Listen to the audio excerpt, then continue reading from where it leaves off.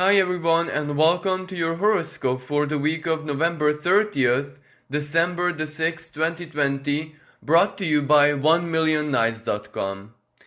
We have a really active and highly emotional sky playing out all throughout the week, where we start the week with a very powerful partial lunar eclipse taking place in the sign of Gemini. And whenever the moon is involved in any major celestial conversation, well, that kind of triggers us emotionally. And since it is an eclipse, that means that it's a karmic energy, so there are very powerful and important personal lessons to be learned here. So that means quite a strong emotional intensity, but it doesn't have to be doom and gloom. It doesn't have to be anything negative. It is just very important. So we have to pay attention to what we are feeling, how we are feeling, and most importantly, what we are communicating and what is taking place in our minds. Because the sign of Gemini is a mental energy, it is an intellectual energy, so we can rationalize all of this. And at this time, as I said in the special eclipse video, Neptune is already direct, so it is extremely powerful because it just went out of retrograde on the 28th of the month, and it squares the North Node in the sign of Gemini. So this gives a sense of urgency that we truly have to embody all those lessons, all those personal truths that have to catapult us forward, because otherwise we are going to get really stuck mentally, and if we're stuck mentally, then that is really bad news. But fortunately, Neptune is a very subjective, it is a very ethereal, surreal energy, so it doesn't have to be something very objective, it doesn't have to be the ultimate truth. It has to be our own personal truth, which can be as subjective as it's possible, as long as it serves our highest good, as long as it motivates us and it helps us move forward karmically and of course in every possible way. Now also at the time of the eclipse, the sun in the sign of Sagittarius is going to hold a minor astrological conversation called the quincunx, or in conjunction with Uranus. So that means epiphanies, that means sudden realization, that means surprises and shocks, where these can enter our lives either in a form of communication, where a word or something that someone says, maybe something that we read, or maybe a moment of synchronicity just sparks up something inside of us, or it can be totally an internal kind of epiphany, where suddenly maybe we realize that we have a talent, maybe that we are much more worthy, valuable on the inside, on the outside. You know, Uranus is in Taurus, so Taurus is even value, worth, manifested physically in matter. Maybe we have a much greater potential that we have ever realized, and it was merely our way of thinking that was blocking us, blinding us to how valuable, worthy we truly are. So this can be really good for self-esteem, especially that Uranus comes as a shock. It has no pre-requirements. It's not really like a philosophical or meditative energy.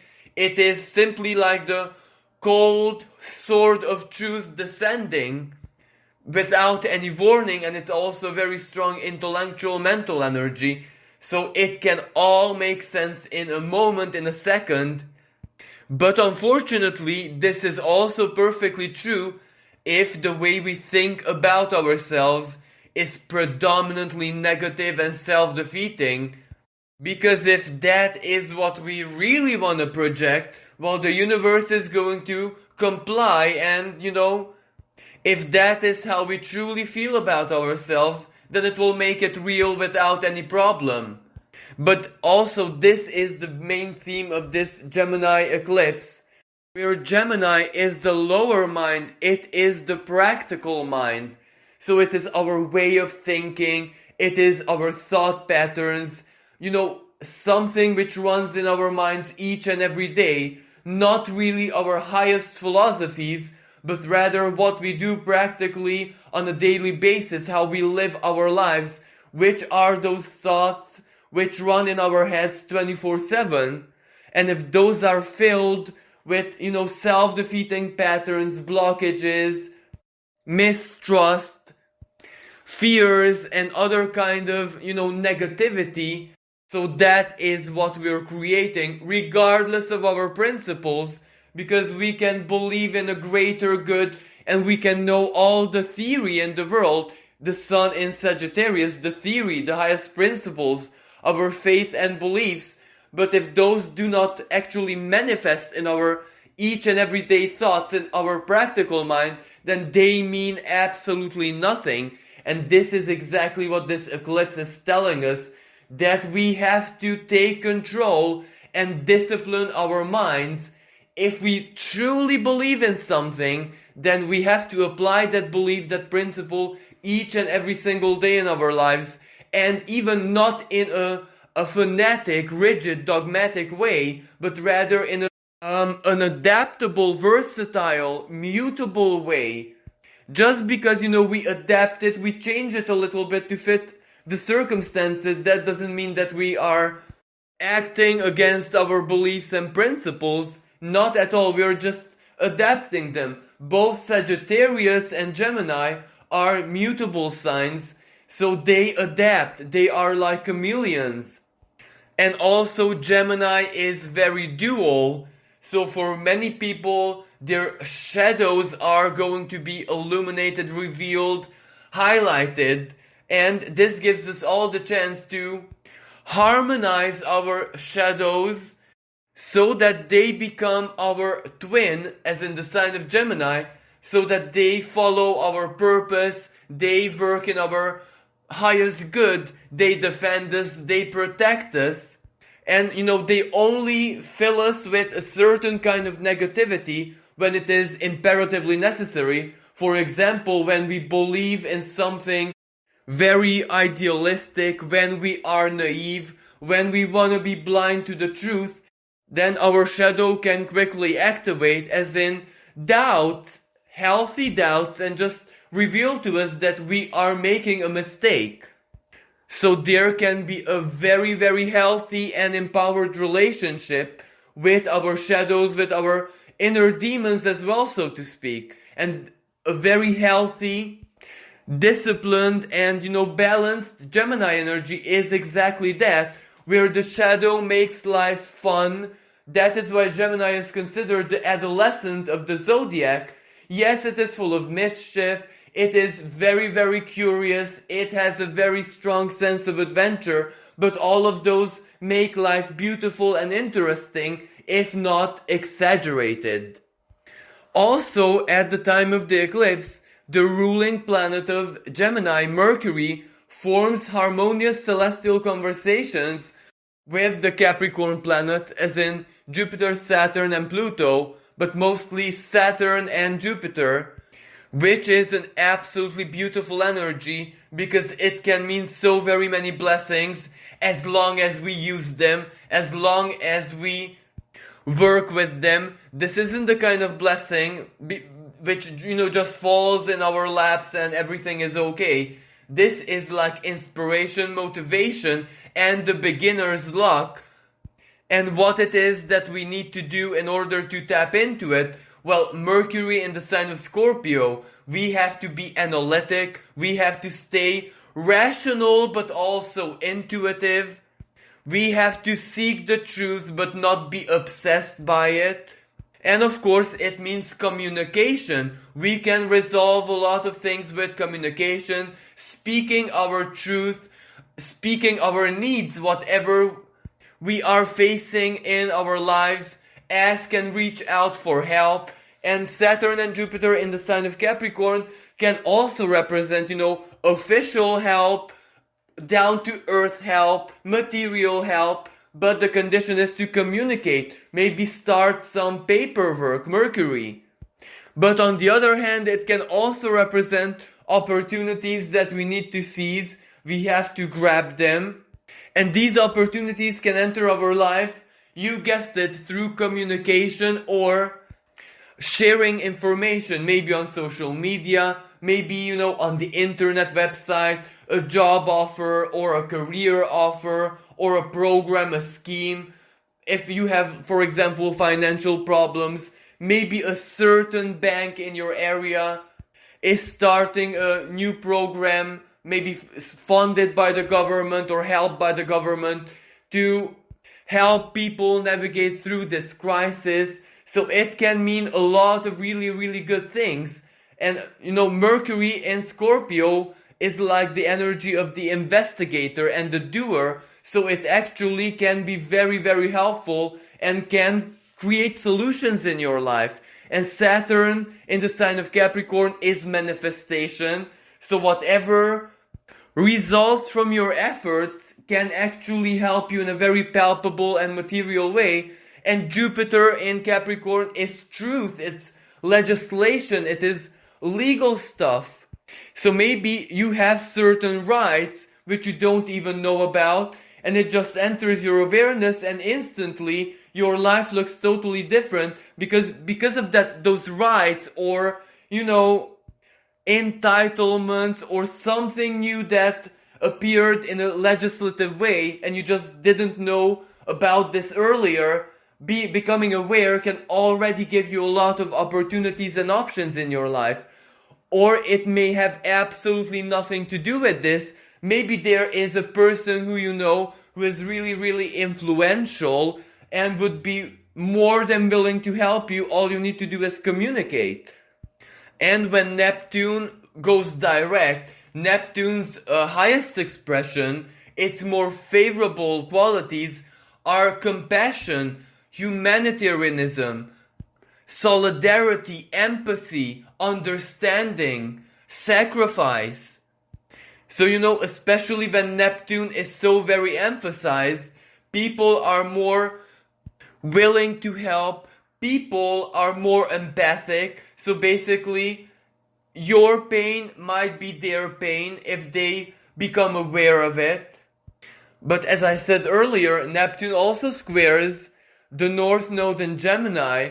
So maybe shame, maybe pride, maybe, unfavorable psychological energies and blockages. The negative expression of Neptune can be blocking your progress, and you will have no choice but to overcome it.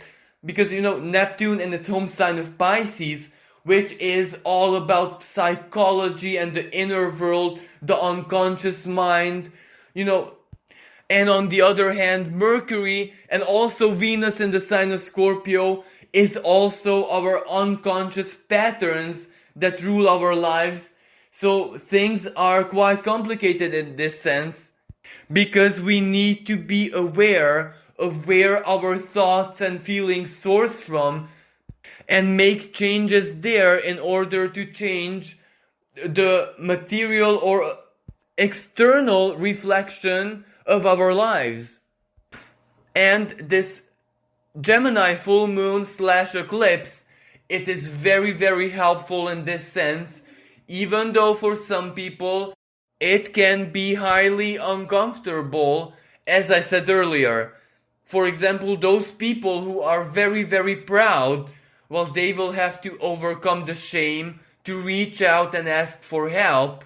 But once they do, and their situation gets 10 million times better because of that gesture of theirs, that is a very powerful karmic lesson for maybe the rest of their lives, because the benefit, the good that reaching out for help did in their lives is going to change their thought patterns forever. Maybe that shame which blocked them until this time, maybe for tens of years, is going to be simply purged out, because they will see in a very practical way that reaching out and getting help does make all the difference in the world. This is one example of how this energy can be playing out. Now also at this time, Venus in the sign of Scorpio is opposing Uranus. and there's a strong synergy between these two planets because Venus is the ruler of Taurus, where Uranus is holding this conversation from. Now, Venus is all about the heart, our values, our feelings, whatever we love, whatever we are passionate about. It is absolutely true that in the sign of Scorpio, she is not as powerful because, she can be very raw and primal, which sometimes actually means like not so favorable emotions like envy, jealousy, inner blockages, pride, due to a lot of bad emotional experiences that we went through in the past. But it can also represent sexual energies, attractions, obsessions, fixations, which are more emotional than mental. And as I said, Uranus is the planet of shock, surprises, the great revolutionary. So all of this can not just be revealed to us, that what actually makes us tick. Like, for example, if we have a very strong desire and we went out of our ways to get it, and with not that much success, Uranus can just reveal it in a flash of a second. Well, wasn't a true, authentic desire. It was just because you wanted to be like someone, you wanted to copy someone, you wanted to have someone because you envied that other person's possessions or whatever. And envy is a very tricky feeling because most of the times we don't admit it to ourselves. So we have absolutely no idea that that is what actually fuels us. And Uranus is, very powerful mental energy. So, it can just reveal it one way or another. And even if it's uncomfortable, well, it does help us because when we see ourselves, when we see our hearts, Venus, for who it is, when it's full of envy or jealousy or really hard primal animalistic feelings, then it is that much easier to just balance them out, heal them out, purge them out, because no one wants to live like that. No one wants to be animated and motivated by those feelings. And also, this can be a very potent financial energy when we can simply prioritize our finances. We can manage our debt because of an inner motivation. For example, that we don't need so very many things in our lives. Venus can also be like luxury items. All of those things that make our lives more easier, more beautiful, more, so to speak, magical, but they're not strict necessity. So maybe Uranus can just highlight the need that after we manage our debts and after our financial situations are stable, we have all the chances and time to tap into those higher Venusian energies. But first thing is first, if we give up on all those luxury items, our finances can get better that much quicker. But it can play out in a totally different way because the sign of Scorpio is very secretive and a lot of things are buried there. So it can simply highlight a talent or something that makes us infinitely valuable and worthy and also very attractive, and we might have never even considered that, and Uranus can just shock us with the truth, and then we already have so very modalities to improve our financial situation or everything that has to do with our value systems, because we become aware of certain things that we ignored or weren't paying attention to until this present moment. Now, of course, this can also play out in a totally different way, because the sign of Scorpio is very, very sexual energy. Venus in there, it is attraction, especially sexual attraction. Uranus is shock. It is unexpected twist and turn of events. Maybe someone who is very, very attracted to us sexually pops up in our life. And maybe that Uranus can reveal that there's much more than just sexual attraction, even though that is the primordial way that this person expresses their feelings, this can give birth to a very beautiful relationship as long as we look at the core of the feelings. This energy can even give birth to like long karmic relationships which start off as a powerful sexual attraction because Scorpio is also our genes. It is our primordial selves. It is the information buried within our genetic configuration. So when our genes, our body reacts to someone very strongly, and we don't instantly shut that person off because of obvious reasons, but rather we take a deeper and closer look to why they are so attracted to us, and maybe we can see that there is a lot of feeling there is a lot of emotion there, that besides that attraction, that person is also very diligent, wise, intelligent, responsible, and can hold a long-term commitment.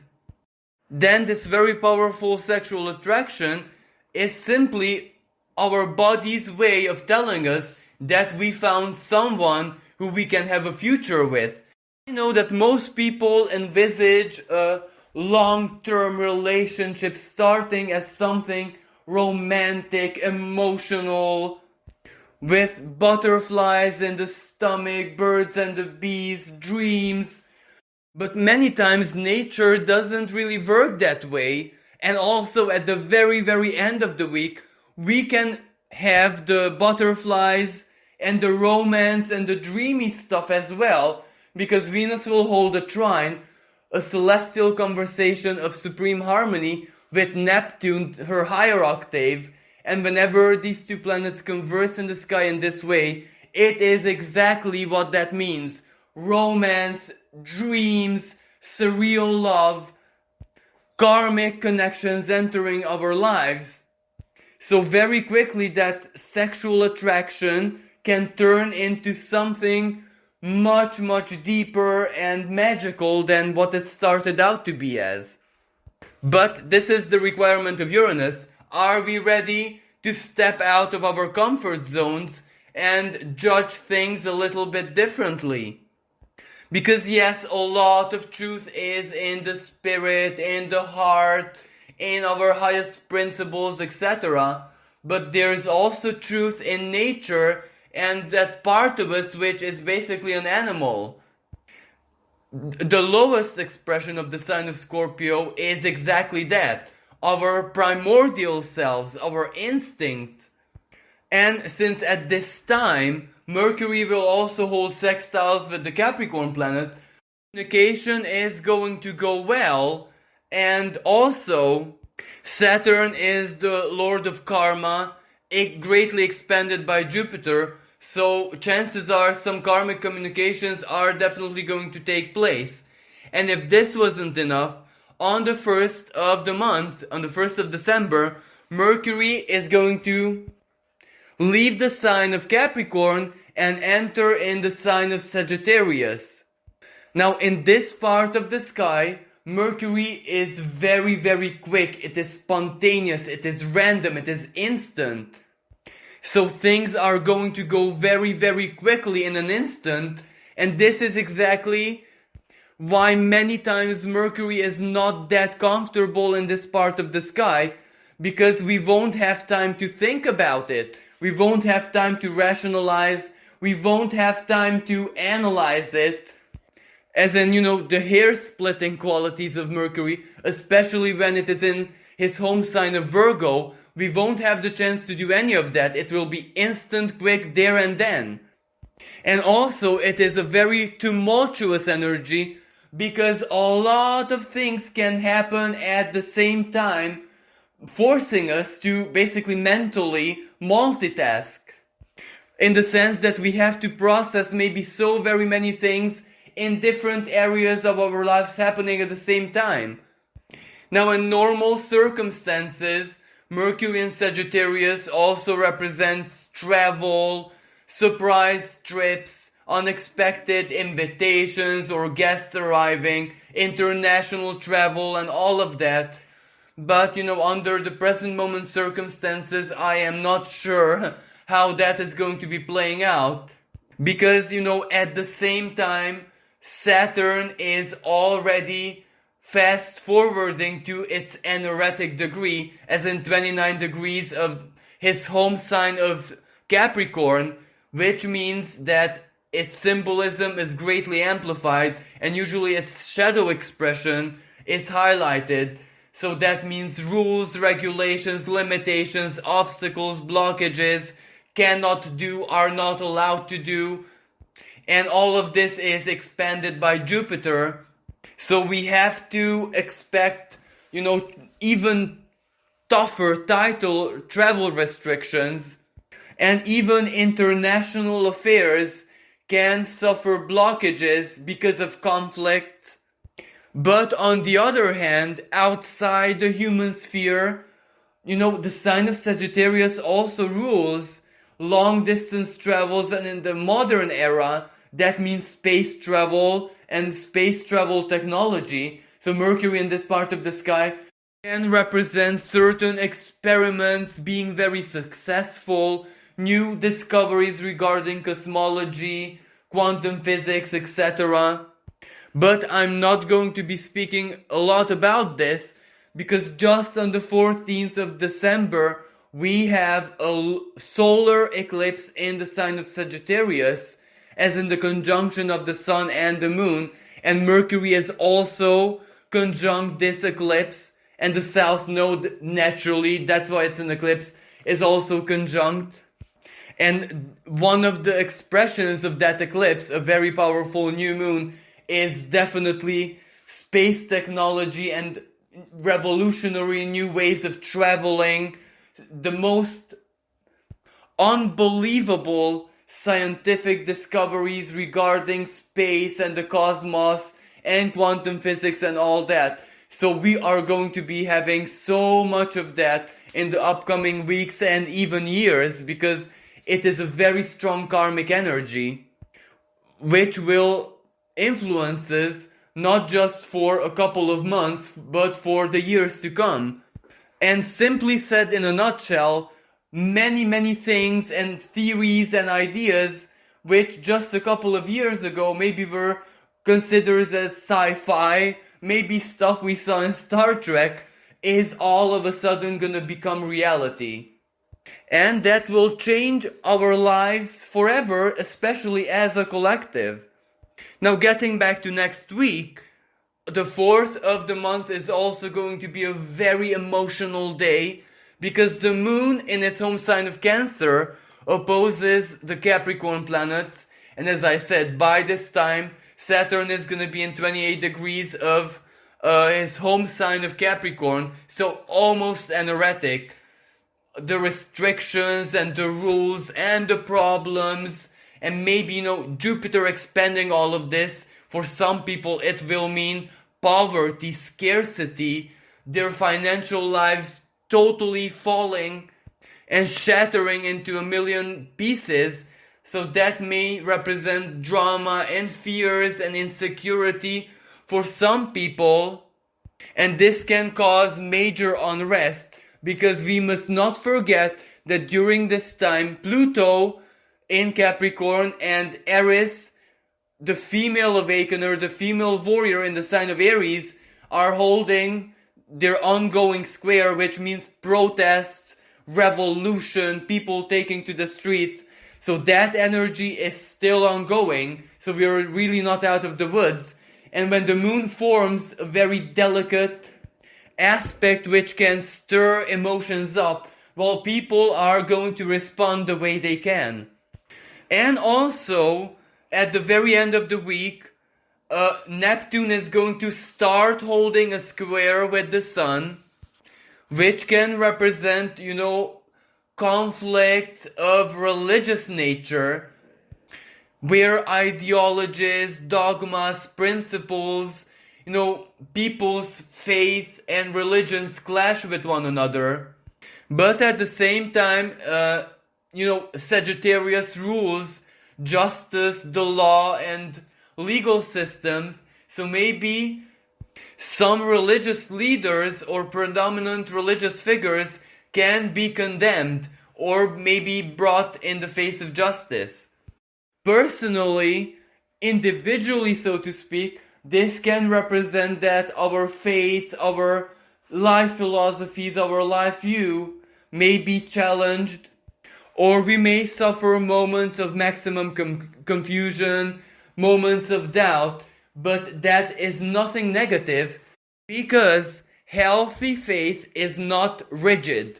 Faith has to evolve and, progress just like anything else in life, just like any branch of science. So whenever something new enters our awareness, even if it's just regarding what we believe, if we stay adaptable, if we stay open, if we can embrace something new and readapt our principles, it is nothing negative. It is no drama. It is no big deal, even if we have to surrender certain hopes and replace them with new ones. And also at the very, very end of the week, Venus is gonna perfect her trine with Neptune. And this is truly a magical energy. It is surreal. It is bliss. It is inspiration. It can be the power of unconditional love. Because both of these planets speak from highly spiritual, metaphysical water signs. Scorpio, the sign of the occult. And Pisces, the sign of faith, the sign of spirituality. And Neptune is the higher octave of Venus. So if Venus is love and beauty, then Neptune is unconditional divine love and the power of illusion in the most favorable sense, because beauty is always an illusion. Beauty is in the eye of the beholder, but with Neptune taken onto a divine level. We are only beautiful because the divine holds us beautiful, as within so without. And if the divine sees us as beautiful, we see ourselves and everything in existence, its creation, as beautiful. So this is a really, really good energy for artists, for spiritualists. It is perfect for meditation, for any kind of spiritual work, for forgiveness, for psychological and emotional healing, overcoming the past and traumas, but not really through really profound psychoanalysis, so to speak, as it would take place usually, but through love, through faith, through connecting to the spirit, through our own spiritual methodologies. It is also very powerful karmic energy, where we can connect with the right one, with a destined lover, with a soulmate, with the very, very best friend, or someone from the distant past who we thought we might have lost can all of a sudden reappear in our lives. It is also very magical energy. So dreams are going to be extra symbolical. We can expect a lot of visions and altered state of consciousness. Oh, of course, this is where imagination, fantasy, and even escapism can just help us overcome any problem, any hardship, and we are going to be really, really needing this, because remember, Saturn is moving into an erratic degree, and that is going to make everything feel that much heavier, tougher, as the very, very, very talented astrologer Pam Gregory said in her videos, and I highly recommend that you check out her channel. This is where all of us are entering the narrowest and toughest part of the birth canal. Yes, the next step is being born, exiting, but now we are basically suffocated. And another very important energy, which is not exact yet, and it is not going to be exact next week, is going to be exact on the 11th of the month, a trine between Mars and the Sun. That is where faith, courage, inner strength can actually move mountains, as simple as that. That is when with faith and trust in ourselves, trust in our own connection with the divine, can actually give us the power to overcome any obstacle and achieve whatever it is that we desire, as long as it comes from the truth within us. Well, this concludes next week's horoscope. I do hope that you enjoyed it, and please stay tuned in the following weeks because there's so much more to come. So basically, we haven't seen anything yet. The icing on the cake, the cherry on top, is still to follow with that really, really strong and influential Sagittarius solar eclipse that can change our lives profoundly for all of us, both collectively and individually. And what comes next is the long-awaited Saturn and Jupiter conjunction in 0 degrees of Aquarius, opening the new era, the new paradigm.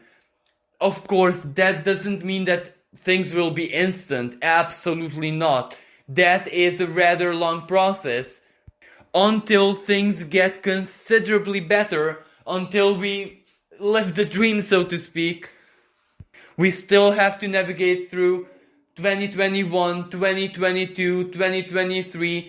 2024 is going to be a very influential year from a karmic perspective, because that is the official start of the age of Aquarius when Pluto moves in that sign as well. But until we get there, we have a lot of work to do, mostly reconstructing everything that was demolished in 2020, creating something new, revolutionizing our financial systems, our value systems, and readapting our legal systems so that they truly reflect the highest qualities of Aquarius, which is equality, individuality, humanitarianism, and coexistence. So that is a lot of work for each and every one of us. But the good news is that after March 2021, the reconstruction truly begins, and the dramas are going to be more or less over. Even if our lives won't be filled with miracles and, all our dreams coming into existence, we will have everything we need to work with in order to reconstruct both individually and collectively. So it won't be just daydreaming, but actually, creating our dreams very practically. Thank you again for listening. Until next time, bye for now.